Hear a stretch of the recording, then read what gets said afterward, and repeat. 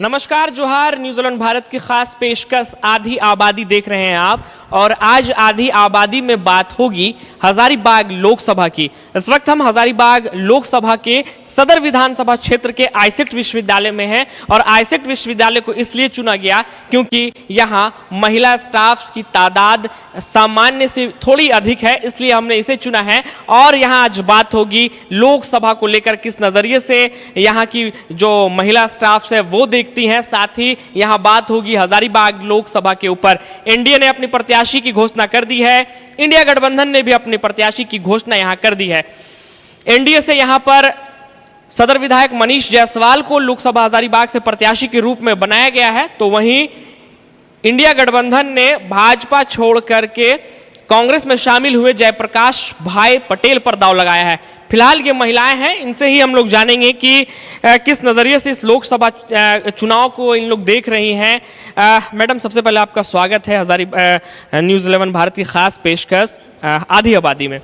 किस नज़रिए से देख रहे हैं इस बार की लोकसभा में क्या मुद्दे होंगे महिलाओं के लिए? देखिए, धन्यवाद। ये तो बहुत बड़ा मुद्दा हमारे लिए। हमारे देश अभी के समय में जो महंगाई है, हम औरतों को क्या चाहिए, जो बेसिक नीड है, हमारा किचन में गैस सिलेंडर। आज के डेट में जो गैस सिलेंडर आज से 10 साल पहले महज 400 के आसपास था या उससे ज़्यादा होगा, आई थिंक, मेरे को ये कंफर्म नहीं है, लेकिन आज के डेट में वो 1100 रुपये। तो ये हमारे लिए सबसे बड़ा, हमारे लिए एक औरत होने के नाते में, क्योंकि हम लोग हम लोगों को होम मिनिस्टर बोला जाता है। हम लोग घर की शुरुआती जो बेसिक चीज़ है उसी को कॉम्प्रोमाइज़ करने के लिए महंगाई इतना बढ़ा हुआ है। ये 10 सालों में जब मोदी जी आए थे तो हम लोगों को लगा था कि देश में बिल्कुल एक परिवर्तन होगा, लेकिन वो चीज़ अस्तित्व जमीन पे नहीं आया, वो धरातल पे नहीं आया। वो रहा, लेकिन वो फोटो फ्रेम तक ही रहा, अखबारों के फ्रंट लाइन तक रहा। वो हमारे अस्तित्व में, रियलिटी में आप देख लो, आज के डेट में महंगाई, बेरोजगारी चरम सीमा पे है। तो मुझे लगता है कि इन 10 सालों में ये सरकार अच्छा काम की। और भी महिलाएं हमारे पास हैं, उन महिलाओं से भी जुड़ेंगे, उनसे भी जानेंगे कि इस बार लोकसभा चुनाव को लेकर के किस तरीके से वो देख रही है। मैडम, इस बार लोकसभा चुनाव की जो है वो तैयारियां हर जगह चल रही है, प्रशासनिक स्तर से लेकर नेतागण भी अपने तरीके से कर रहे हैं तैयारियां। आप किस नजरिए से देख रही हैं, क्योंकि आप भी एक वोटर हैं और साथ में महिला हैं, महिला सशक्तिकरण का उदाहरण भी पेश कर रही हैं आप, क्योंकि एक वर्किंग लेडी हैं आप। किस नजरिए से देख रही हैं आप? सर देखिए, मेरा सोचना ऐसा है, स्टार्टिंग में तो सभी लोगों ने ऐसा सोचा कि बीजेपी की सरकार आके बहुत सभी क्षेत्र में प्रगति करेगी, परंतु ऐसा महिला के हमारे तरफ से ऐसा कुछ भी नहीं दिख रहा है। खासतौर से देखिए 2016-17 इस बीच में जितने भी रोजगार वाले थे, जितने भी परीक्षाएं सफल पास किए हैं स्टूडेंट, अभी तक उनको नौकरी का कोई भी आसार दिख नहीं रहा है। कोई भी परीक्षाएं हो रही है वो विफल होता जा रहा है। बच्चे एग्ज़ाम दे रहे हैं, रिजल्ट आ रहा है, कैंसिल हो जा रहा है, ज्वाइनिंग के बाद भी कैंसिल हो रही है। तो इस तरह से जो महिलाएं हैं, इनको कहीं भी हम लोगों को छूट या किस तरह से, नौकरी तो दूर रहा, किसी तरह से प्राइवेट में भी घुसने का कोई वैसा मौका नहीं दिख रहा है। सब कोई अच्छी अच्छी डिग्रियां लेकर भी प्राइवेट में 5,000 10,000 में महिलाएं पूरा दिन सारा वर्क करती है। तो इससे नहीं लगता है कि आगे ये सफल हो पाएगी। मोदी जी कहते हैं महिलाओं को सशक्त बना दिए हैं, महिलाओं को आत्मनिर्भर बना दिए हैं, महिलाओं के लिए बहुत सी योजनाएं लेकर के आए हैं। आप क्या कहेंगे?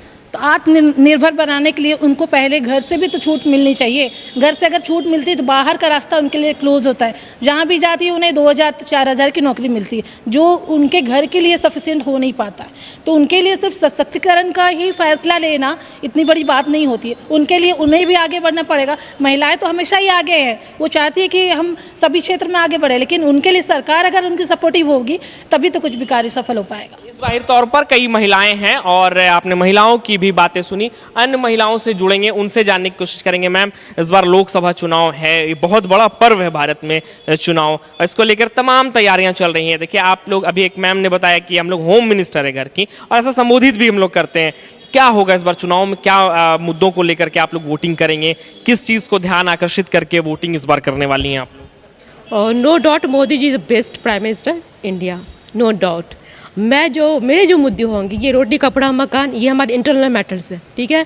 मैं वोट दूंगी जो सेना के लिए काम किया है, जो उन्होंने डिफेंस पे काम किया, मैं उनके लिए वोट दूंगी। उसको इस लेवल पे उन्होंने काम किया जो कभी नहीं हुआ आज तक, मैं उनको वोट दूंगी। इंटरनेशनल लेवल पे जो इंडिया के जो ग्राफ उन्होंने बढ़ाया है, मैं उस बेसिस पे उनको वोट दूंगी। महिलाओं के लिए बहुत किया है, महिलाओं के लिए उन्होंने जो बेसिक चीज़ें हैं वो किसी ने नहीं सोचा जो मोदी जी ने सोचा है, और सारा कुछ अच्छा किया। मंदिर बनाया है, राम मंदिर बनाया है जो सालों से अटका हुआ था, पर दंगे नहीं होते। कितने जो कुख्यात इंडिया जो कुख्यात लेवल के जो थे आतंकवादी, वो सारा कुछ मुख्तार अंसारी और उनके जैसे कितने ही सारे लोग जिनको उन्हें जेल में डाला है, वो क्राइम को कंट्रोल में किया है। पहले से ऐसा नहीं था। अब महिलाएं ज़्यादा सुरक्षित है, ज़्यादा सेफ है। मैं मोदी जी को ही वोट दूंगी और वो मुझे अच्छे लगते हैं, उनका सारा काम भी अच्छा लगता है। कोई ऐसा मोदी जी का काम बताएं जो विकास के क्षेत्र में जो है वो आगे बढ़ा हो काम। ये तो आपने नेशनल इंटरनेशनल मुद्दे बताए, आतंकवादियों से उन्होंने जो आतंकवादियों को धूल चटाया है, वैसे वैसी बातें आपने बताई। कुछ ऐसे कार्य बताएं जो मोदी जी एक सरकार ने किया हो, खास तौर पर महिलाओं के लिए, जिससे आप भी संतुष्ट हैं। मैं तो पूरी तरह संतुष्ट हूँ। अभी जब 10 साल में उन्होंने बहुत काम किया है। अब जो काम कर, जैसे पेपर लीक का मुद्दा, अब वो उनके एजेंडा में एक वो भी है, पेपर लीक अब नहीं होगा जब वो नेक्स्ट टाइम आएंगे। सुपर पावर 3rd लेवल पर बनाएंगे इंडिया को इकोनॉमिकली। तो ये सब चीज़ें ग्रोथ नहीं, तो फिर क्या, जब इंडिया ग्रोथ करेगा, जब हम 3rd लेवल पर आए तो क्या उसमें महिलाएं नहीं होंगी? वो भी तो इंक्लूड होंगी, वो भी तो आएंगी। तो कैसे कह सकते हैं कि महिलाओं ने नहीं किया है? बहुत किया है। अच्छा मैडम, एक सवाल आपसे और, 2 टर्म्स मोदी जी ने अपना जो है वो मुकम्मल कर लिया है, 2014 से 19, 19 से 24। क्या ऐसा काम कोई काम था जो मोदी जी ने किसी कारणवश वो काम नहीं हो पाया, वो काम इस बीच उनको कर लेना चाहिए था? कोई ऐसा काम आपकी नज़र में? देखिए, यूथ्स की बेरोजगारी तो है, ये फैक्ट है। यूथ्स पढ़े लिखे बहुत छोटे छोटे काम कर रहे हैं जो देश की ग्रोथ के लिए कहीं से भी अच्छा नहीं है। लेकिन अब जब 3rd टर्म आएगा उसमें डेफिनेटली वो यूथ के लिए करेंगे ही करेंगे। उनके एजेंडे में ये चीज़ है, उनके माइंडसेट में ये चीज़ है कि यूथ के लिए करना। भी पेपर लीक बहुत बड़ा मुद्दा था, अब वो सॉर्ट आउट होगा।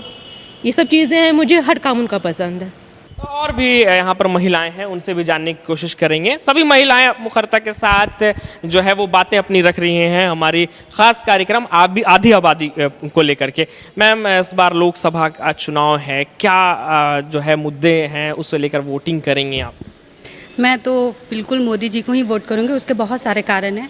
पहला कि हम लोग का जो देश था वो इकोनॉमी में बिल्कुल पीछा था, अभी 3rd या 5th में आ गया, और बोले हैं मोदी जी कि वो कुछ दिन में 3rd तक आ जाएगा, इसलिए भी करूंगी। दूसरा, हम लोग का जो बाहर के साथ जो हम लोग का रिलेशनशिप था बहुत ख़राब था। हमेशा इंडिया को हमेशा उनके जो चीफ प्राइम मिनिस्टर होते थे उनको पीछे रखा जाता था। आप देख सकते हैं अगर किसी में हो।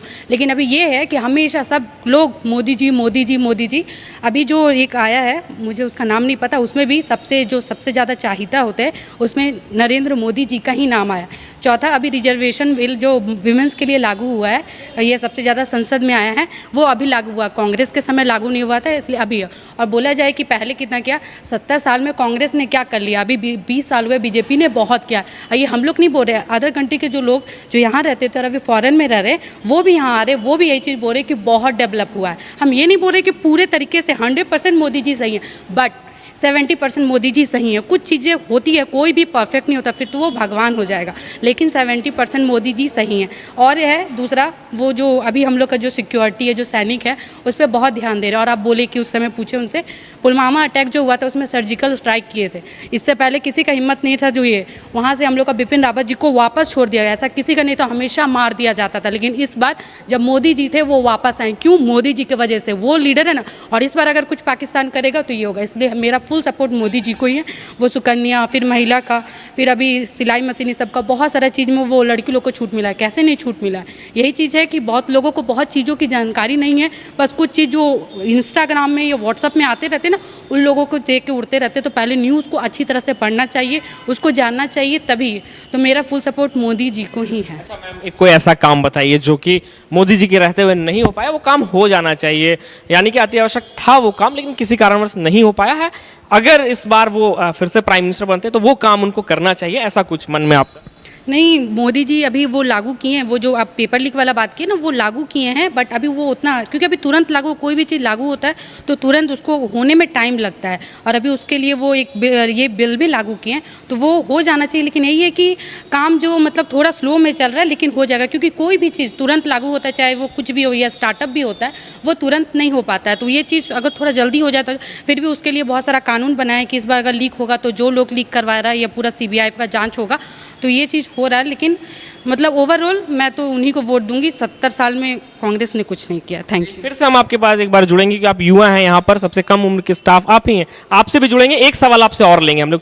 मैम आप जो हैं वो काफ़ी यहाँ काफ़ी दिनों से हैं, काफ़ी मैच्योर भी हैं आप, क्या कहेंगी मैम इस बार लोकसभा चुनाव जो होने वाला है, क्या मुद्दे होंगे, किस चीज़ पर बातें होंगी और वोट किस चीज़ को लेकर के इस बार लोग देने वाले हैं? देखिए, पॉलिटिक्स में मुझे बहुत ज़्यादा इंटरेस्ट नहीं है, लेकिन चूंकि हम इस देश के नागरिक हैं तो हमारी भागीदारी तो है ही है। तो मैं अपनी बस विचारधाराएं रखना चाहूँगी। मैं ये बिल्कुल नहीं मानती कि कांग्रेस ने 70 साल में कुछ नहीं किया, बहुत कुछ किया है। उस समय उनके पास जो भी परिस्थिति थी उस हिसाब से उन्होंने अपने हिसाब से बहुत अच्छा काम किया है। और लेकिन जैसे जैसे समय बदलता है वैसे वैसे हमारी आवश्यकताएं बदलती हैं, हमारी ज़रूरतें बदलती हैं, आकांक्षाएं बदलती हैं। हम अगर एक पीढ़ी की ही बात करें तो देखते हैं कि पीढ़ी कहाँ थी और कहाँ तक आ गई। कहीं ना कहीं आकांक्षाएं साथ में जुड़ जाती हैं। तो यही अब भारत के साथ हो रहा है। युवा जो है उनकी आकांक्षाएं बहुत चरम सीमा पे है, जिसके लिए एक नया चेहरा चाहिए। मोदी जी एक नया चेहरा है और हमें लगता है कि वो सबके साथ हैं। उनका जो ये स्लोगन है, सबका साथ सबका विकास, ये बहुत अच्छा स्लोगन है। ये आगे किसी भी पॉलिटिकल पार्टीज़ को इस स्लोगन के साथ चलना चाहिए। और मैं किसी भी पॉलिटिकल पार्टी का साथ नहीं दे रही हूँ यहाँ पे, मैं सिर्फ उनकी विचारधाराएँ रख रही हूँ। और मैं चाहती हूँ कि जो भी अच्छी चीज़ें हो रही हैं अभी, उन सबका स्वागत किया जाए सभी के द्वारा। बस आप इस बार जो वोट हो रहे हैं, क्या मुद्दे होंगे, किस चीज़ को लेकर वोट होगा? क्योंकि हम लोग 5 साल के लिए अपना प्रतिनिधित्व करने के लिए किन्हीं को चुनते हैं और ये तो लोकसभा चुनाव है कि हम लोग पीएम चुनेंगे। किस चीज़ को ध्यान आप लोगों का केंद्रित रहेगा इस बार चुनाव में? किन मुद्दों को विशेष ध्यान में रखते हुए वोट करने वाली हैं? देखिए, वोट तो करना ही है और मुझे जैसा लग रहा है कि देश जिस ओर जा रहा है प्रगतिशील दिशा में ही जा रहा है। यहाँ ज़रूरत है हम सबको इकट्ठा होने की। एक अगर हम विपक्ष की भी बात करें तो विपक्ष भी एक सशक्त विपक्ष चाहिए, ताकि जो सामने है वो बहुत अच्छा काम करके दिखाए। तो अगर बहुत अच्छा मोदी जी का इस बार आता है रिजल्ट, तो विपक्ष को भी एकता इसलिए दिखानी है कि वो अच्छा ही नहीं बहुत अच्छा काम करे। चलिए, जाहिर तौर पर बहुत अच्छी बात इन्होंने कही है कि सत्ता पक्ष में कोई भी हो लेकिन विपक्ष की भी मजबूती होनी चाहिए। कई महिलाएं हमारे साथ और भी मौजूद हैं, लेकिन वक्त हो चला है एक छोटे से ब्रेक का। बने रहे न्यूजीलैंड भारत के साथ, मिलते हैं ब्रेक के बाद और फिर इन्हीं महिलाओं से वही बात होगी, लोकसभा चुनाव पर बात होगी, मोदी की गारंटी पर बात होगी, साथ ही इस बार लोकसभा में जो चुनाव इन लोग वोट करेंगी, किस मामले को लेकर वोट करेंगी, क्या इनके मुद्दे होंगे या फिर क्या आकांक्षाएं महिलाओं की है, या फिर जिनको पीएम इन लोग देखना चाहती हैं उनसे क्या इनके डिमांड्स है कि आगे चुनाव में जो पीएम हमारे बनेंगे वो क्या करेंगे, खास करके महिलाओं के लिए होगी। आधी आबादी हमारे साथ मौजूद है। मैडम, क्या इस बार चुनाव में आप लोगों का मुद्दा होगा, किस नज़रिए से वोटिंग करेंगे? सर, वोटिंग तो मैं मोदी जी को ही करूंगी, माननीय प्रधानमंत्री श्री नरेंद्र मोदी जी को ही करूंगी। बट सर, जैसा अभी आशा मैम ने एक अभी बात कही कि ये राम मंदिर कोई किसी पार्टी का नहीं है, ये कांग्रेस मतलब किसी बीजेपी का नहीं है, किसी कांग्रेस का नहीं है।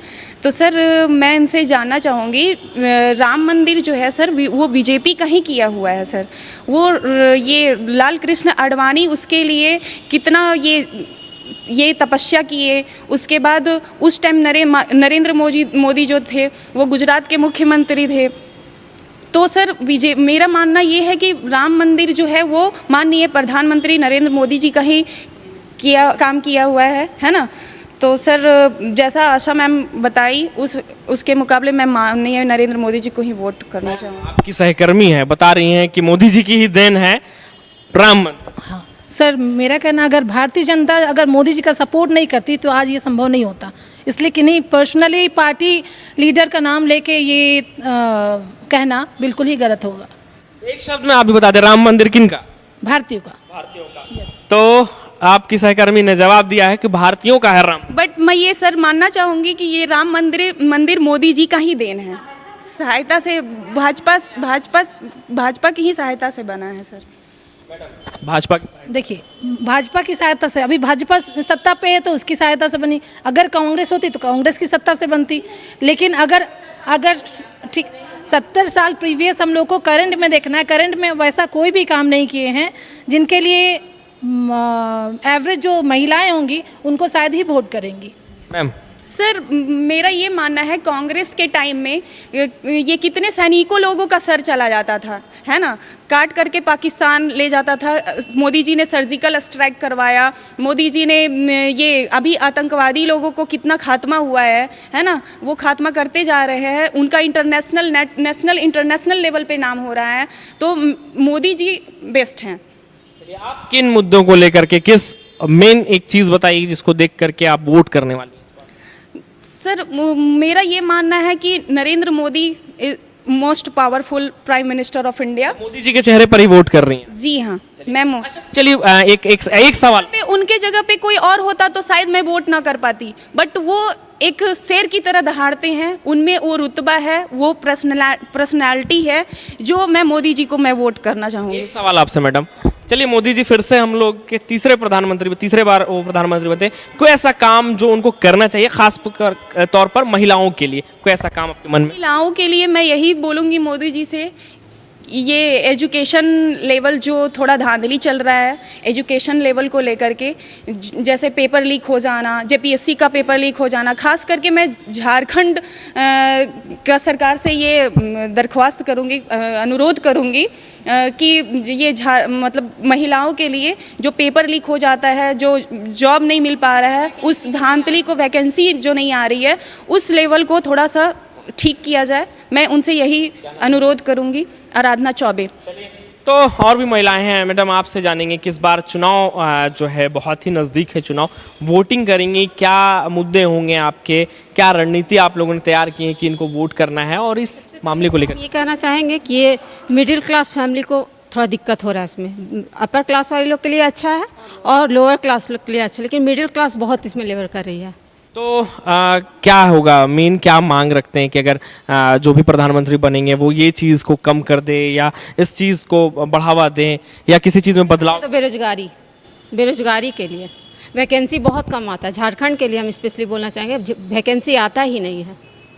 चलिए आप बताएंगे मैडम, आप भी इस बार लोकसभा चुनाव का हिस्सा बनेंगी, आप भी वोटिंग करेंगी, क्या मुद्दे होंगे, किस चीज़ को ध्यान केंद्रित करके वोट करने वाली हैं इस बार? नो डाउट, मतलब हम लोग मोदी जी के फेवर में ही हैं, ऐसा कुछ नहीं है। वो तो बहुत अच्छे प्रधानमंत्री हैं हमारे भारत के लिए, लेकिन मैं ये जानना चाहती हूँ कि मतलब हम लोग मिडिल क्लास में हैं और मिडिल क्लास को ना देखते हुए वो हाई लेवल और लो बीच में हम लोग जो है मिडिल क्लास वाले पिस जाते हैं। जैसे एजुकेशन के मामले में मेरे बच्चे पढ़ते प्राइवेट स्कूल में, उनका कॉस्ट बहुत महंगा आता है, जो हम लोग बहुत मुश्किल से उसको सर्वाइव कर पाते हैं। तो इस मुद्दे में मैं आपको बोल सकती हूँ। और रहा ये गैस सिलेंडर का, गैस सिलेंडर जैसे है गांव की महिलाओं को लिए दिया जाता है, ठीक है, उनके सब्सिडी, उनके अकाउंट में सब्सिडी आ जाती है, और हमारे साथ क्या होता है कि हमारा सब्सिडी छीना गया, चला गया, वो सब्सिडी हमारे अकाउंट से जाके वो नीचे वाले लोग के चले जाते हैं।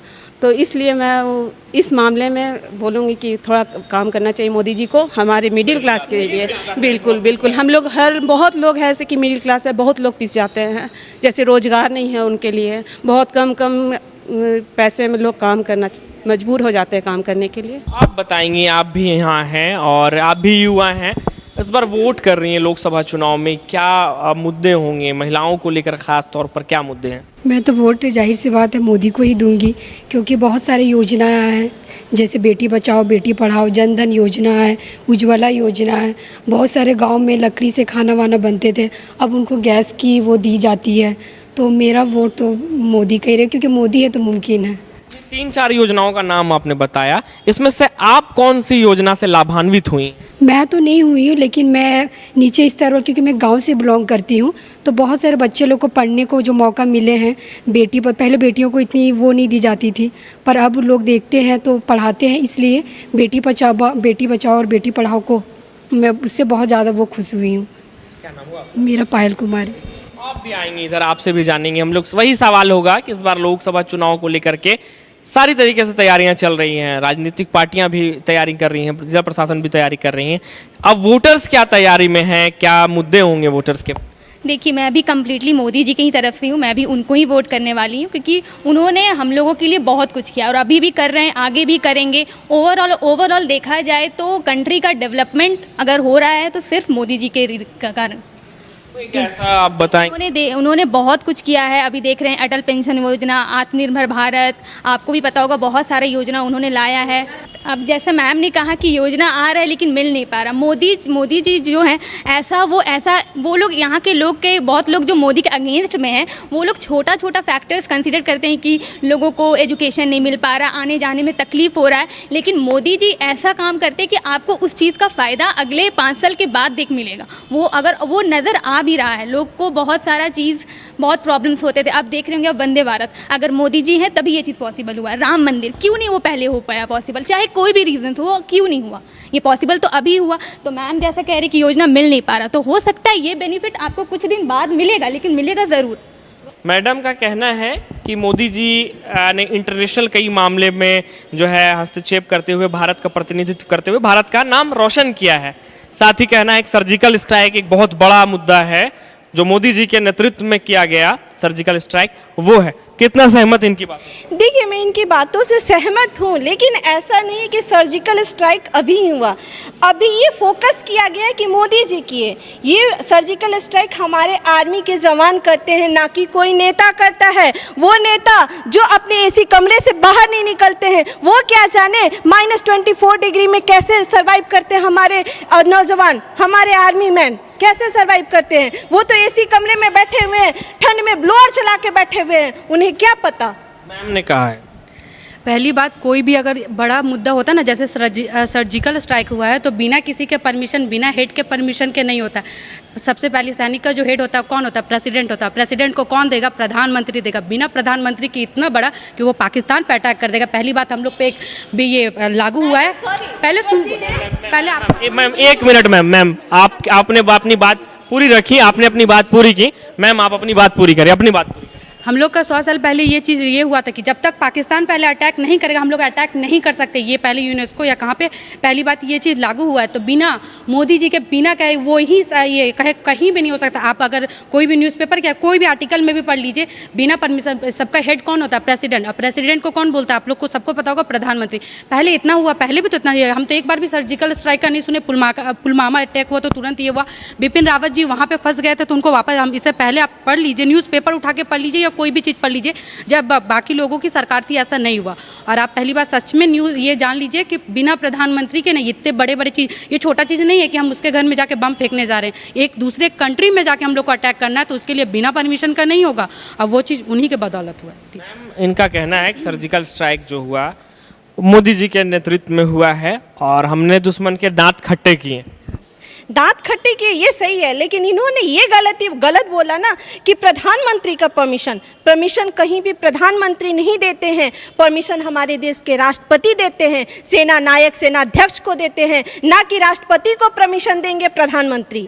आप बोल रहे कि पहले पेपर में छपता नहीं था। पहले अगर आप रोज का पेपर, ये राहुल गांधी ने ये किया, इंदिरा गांधी ने, कि पर डे का पेपर में आता, तो सर्जिकल अगर स्ट्राइक पहले होता तो नहीं, पहले भी अटैक होते थे, लेकिन हम लोग के सैनिक मारे जाते थे। हम लोग के सैनिक को ये, और ना हम लोग के सैनिक को इतना छूट दिया गया था, इतना पैसा दिया गया था कि आप अच्छे विमान खरीदे। अभी हम लोग विमान खरीद क्या रहे, दूसरे देश को प्रोवाइड भी करवा रहे, बना के दूसरे देश को भेज रहे हैं। अभी हम लोग का ऐसा चल रहा, तो ऐसा नहीं है, ये गलत है। और ये मोदी जी ने सपोर्ट किया, उसके बावजूद वो हेलीकॉप्टर भेजे थे। मैंने बिपिन रावत बोला था, अभिनंदन रावत के साथ ऐसा हुआ था और वो वापस आए थे। और पहले जितने भी सैनिक अगर वहाँ फंस जाते थे ना, तो वहीं के जेल में सड़ के मर जाते थे। तो आप ये चीज़ न्यूज़पेपर में या फिर पढ़ लीजिए। बहुत अच्छा लगा आप लोगों से बात करते हुए। तो हम लोग हजारीबाग लोकसभा क्षेत्र के सदर विधानसभा के आईसीटी विश्वविद्यालय से थे, जहां महिलाओं ने बेबाकी से अपनी बातों को रखा।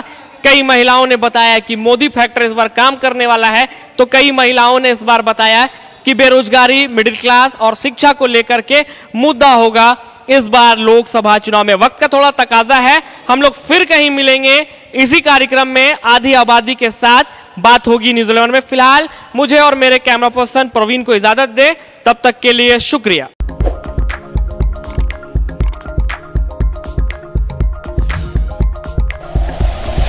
Like and share videos, subscribe करें हमारा चैनल और प्रेस करें बेल आइकॉन। News 11 भारत, सच है तो दिखेगा।